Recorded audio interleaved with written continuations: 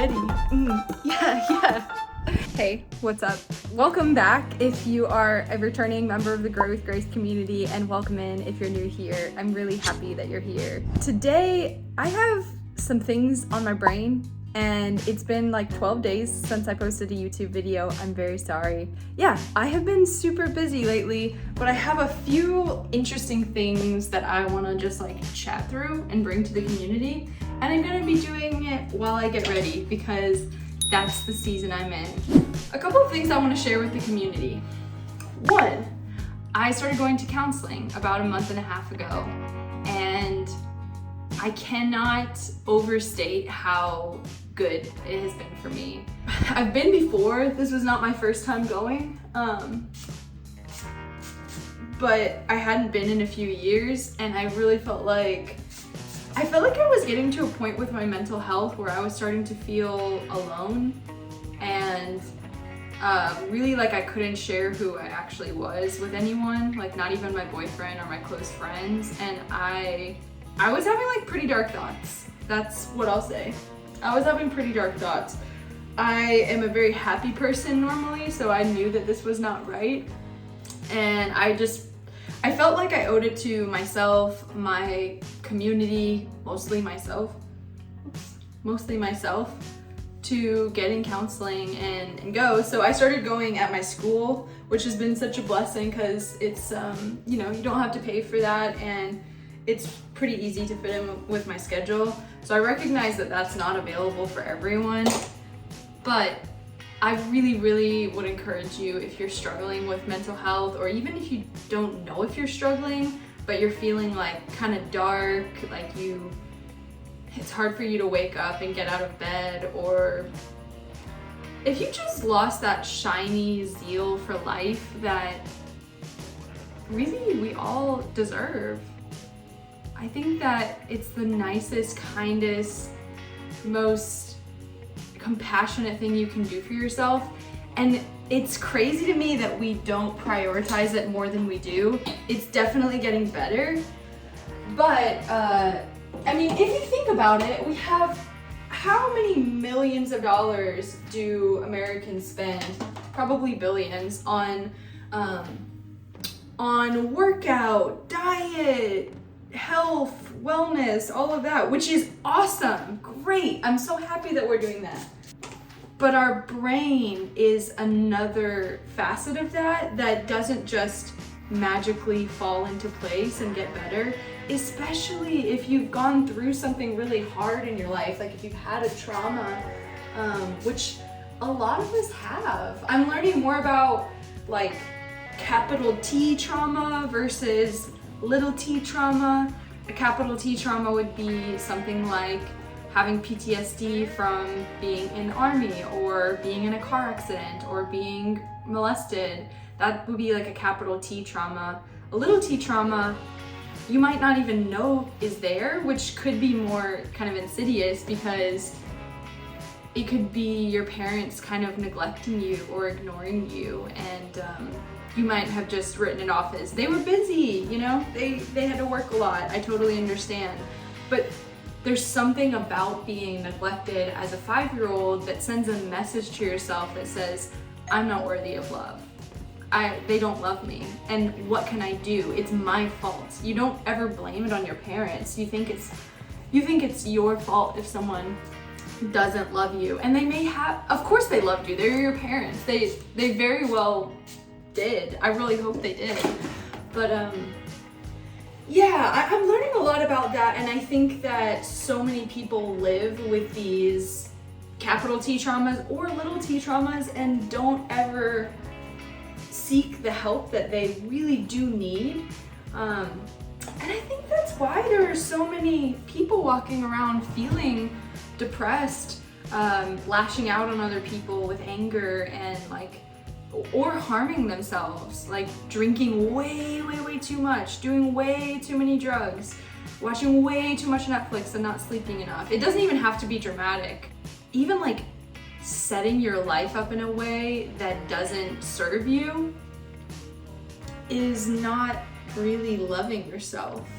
So when you get to the bottom of all of this, you realize I have not been loving myself because I didn't think that I was worthy because of something that happened that I remembered or that I didn't remember, but it's affecting me. And yeah, man, it's real. And going to therapy helps you unpack all of that. I'm gonna do my makeup now. Going to therapy just helps you unpack all of that in an environment where there's a professional present and there's somebody that knows what to look for and cares about you. They really do. I mean, think about it. Why would a therapist get into this? Like, anybody that wants to become a therapist or a counselor, they got a lot of love in their hearts. And I actually just asked my therapist this week why he is in therapy or why he got into that field. And he was like, it's because it changed my life and I found myself in therapy and I wanted to give that to other people. And it like brought me to tears in a good way. I was like, that's beautiful. So, that's what's been going on with me. And I can see already and feel already the ripple effects in my life. Like Austin in my relationship, my boyfriend, has been so much better since I've started going to therapy, even though I've only been to like 5 sessions. Literally on session 1, I was able to like really cry and like get into some things that I didn't even know were there.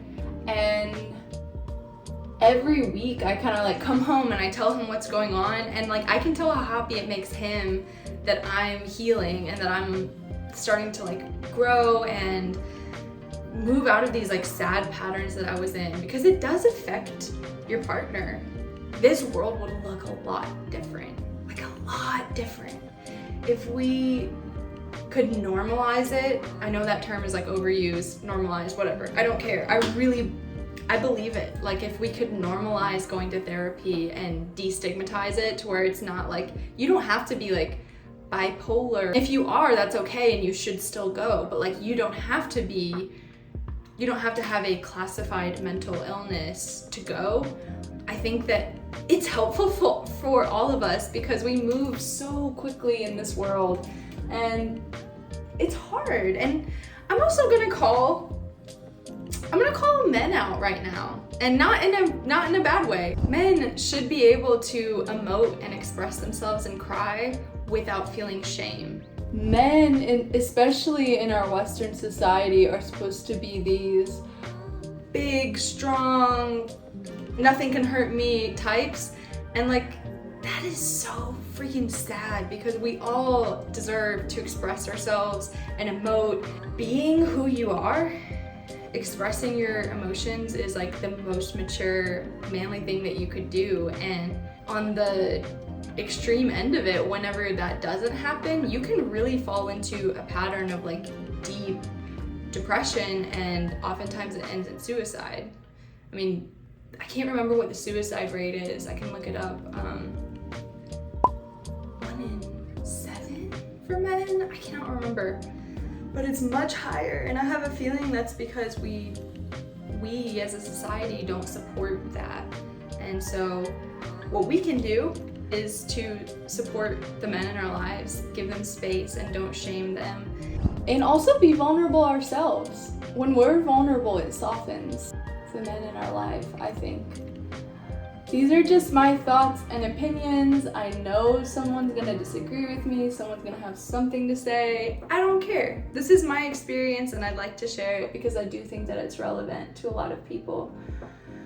Oh, who lives in a pineapple under the sea?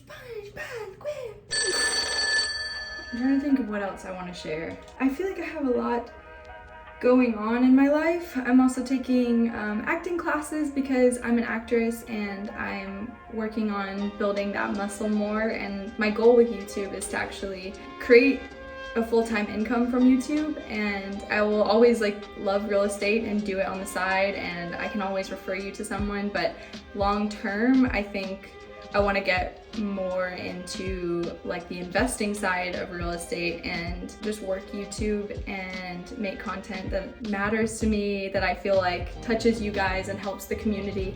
And then I would like to do acting projects.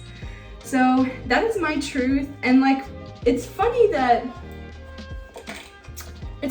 that can be hard to admit sometimes, your truth. I've known that I've wanted to be an actress since I was like 3 years old. And when I was younger, I did theater, I did shows all the time growing up, and like that filled my cup. I would be so freaking happy every time I was in a show, and like there were a couple of times where I didn't get cast and it absolutely devastated me. I mean, devastated.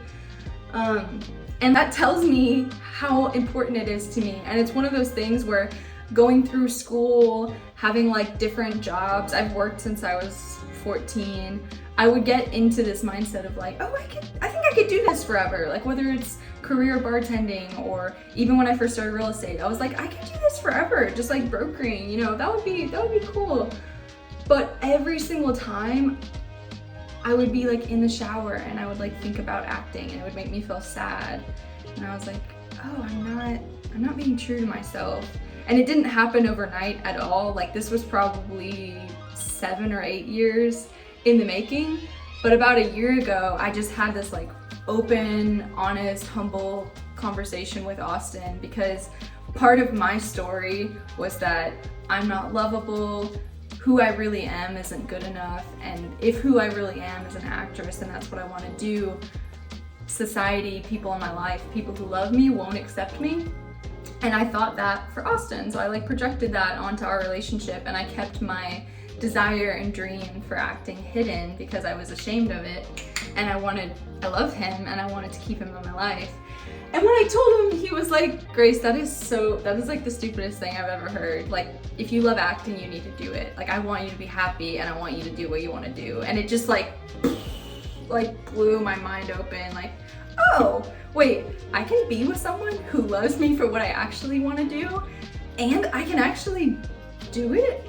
And so, I mean, like that week I joined some classes, like I joined like a script reading group, and then I auditioned for this improv troupe in my city here in Nashville. It's called Third Coast Comedy.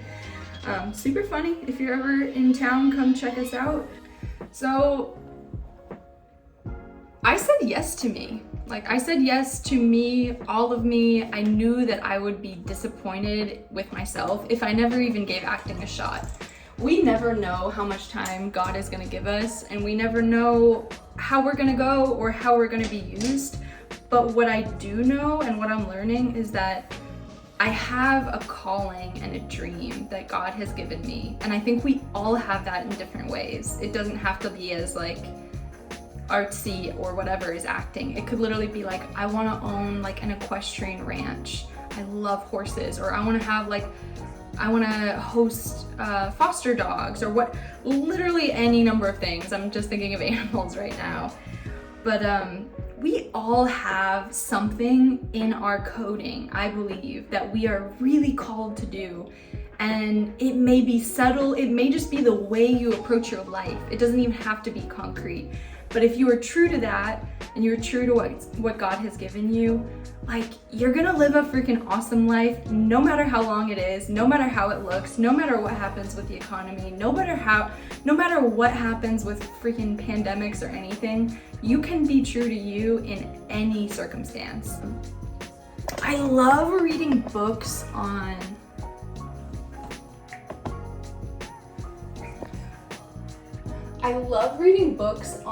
the Holocaust, actually. I read a beautiful book the other day called The Tattooist of Auschwitz. Have any of you read it? I'm curious. If you've read it, leave it in the comment below, because that will change your life. It was a beautiful novel based on a true story of the man who literally was the tattooist of Auschwitz. He would tattoo the numbers on everyone when they came in. He and his wife, girlfriend, or whatever at the time when they met, they chose to find the light in things. he ended up making friends with some like day workers in the village nearby who would come by, and so he made friends with them, and he would like trade chocolates and different things to like give to the women and give to the children, and he would get toys and medicine if people were sick, and it was so freaking inspiring. And this is definitely not like la-di-da, this is cute, like it was horrible. There are dozens, I'm sure there are hundreds of amazing books on it, but those are just a couple that I really like. But, oh my gosh, where was I going with that? Oh, my point was, our lives are so short. They're long, but they're also short. Like, you have to seize every day with zeal and zest and vigor and say yes to your life. And my point is, I think about those stories because it gives me strength. And literally yesterday, I was walking on campus, and this is so freaking silly, but it was raining and I had worn flip-flops and my feet were like sliding all around, and campus is huge. So I had to walk like 15 minutes back to my car, and I had to clench my little toes on the flip-flops. I almost got myself in a little bad mood over it because I was like, oh, this is so annoying. You should have worn the right shoes, da-da-da-da. And then I caught myself, and I literally thought of Holocaust victims walking at gunpoint through snow with no shoes on and for days, and like it immediately brought me back down to earth, and it humbled me. And like, that's probably a weird thing to just think about, but I feel like I personally need some kind of like call back to how beautiful my life is, how beautiful our lives are now. Like, we are so fortunate, and negativity bias is something that is implicit in all of us. That's just the way that our DNA has been coded, because that's how we survive. Like, if I pay attention to a tiger, I'm gonna survive longer than a guy who's like, I'm just chilling. Like, so it makes sense that we focus on the negatives, but I think to be a happy person, focus on the good things and realize how fortunate you are. And we're not all on the same level. That's just never gonna happen. We're not all on the same level, but know where you are. If you can watch this video, you have a cell phone, hopefully you have a roof over your head, you are more fortunate than like most of the world, because there are so many people that don't have stable shelter. Just having access to technology where you can learn is such a miracle and a blessing. This is getting really long. I'm like over 20 minutes right now, so I'm probably gonna call it a day, even though I didn't curl my hair yet, but whatever. I just stared at you guys and thought. If you like this type of video, please leave me a comment down below, thumbs up, share this with a friend. This is just like thoughts from a balcony, doing my makeup. I've had these things on my heart, and I've been sharing a lot of this with my community.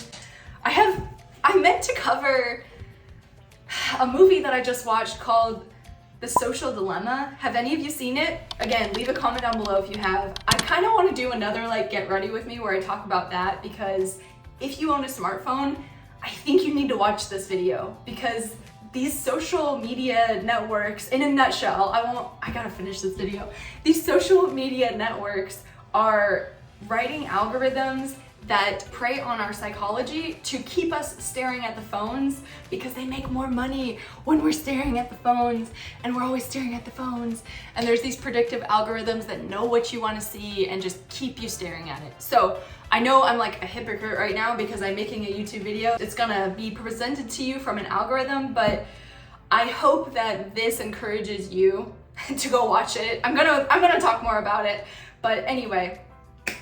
Guys, I love you so much. This was all over the place, so thanks for hanging with me. Again, if you like this video, show it some love, and please do subscribe, because I make all kinds of great lifestyle content to help encourage you to live a better, wealthier, richer, happier life, and just enjoy it.